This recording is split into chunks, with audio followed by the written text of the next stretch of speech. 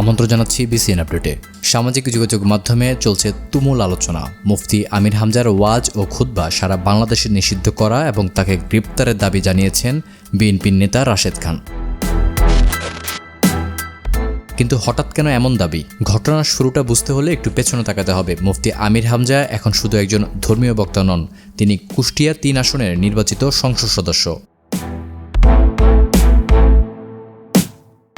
2026 সালের নির্বাচনে জামায়াত ইসলামীর প্রার্থী হিসেবে তিনি কুষ্টিয়া ৩ আসনে জয়ী হয়েছেন। অন্যদিকে রাশেদ খানও বর্তমানে বিএনপি রাজনীতির সঙ্গে যুক্ত একজন পরিচিত রাজনৈতিক মুখ। এই দুই ব্যক্তির মধ্যে উত্তেজনা অবশ্য নতুন নয়।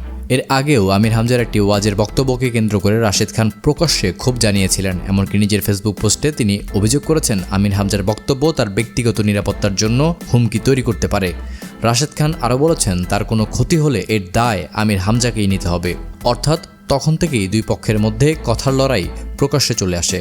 আর এবার সেই উত্তেজনাই যেন আরও এক ধাপ উপরে। রাশেদ খানের পক্ষ থেকে উঠছে আরও কঠোর দাবি, আমির হামজার ওয়াজ ও খুতবা দেশ জুড়ে নিষিদ্ধ করা হোক এবং তাকে গ্রেপ্তার করা হোক। আমির হামজা এর আগে বিভিন্ন রাজনৈতিক বিষয়ে প্রকাশ্যে কঠোর বক্তব্য দিয়েছেন। এমনকি তার বক্তব্যকে কেন্দ্র করে অতীতে মামলা মোকদ্দমার ঘটনাও ঘটেছে।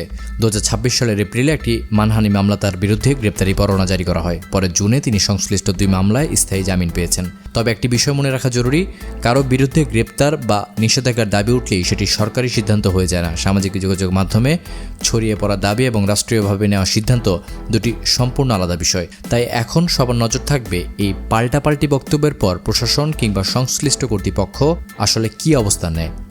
আপনার কি মনে হয়, রাশেদ খানের এই দাবি কি শুধুই প্রতিবাদ, নাকি এর পেছনে রয়েছে বড় কোনো রাজনৈতিক হিসাব?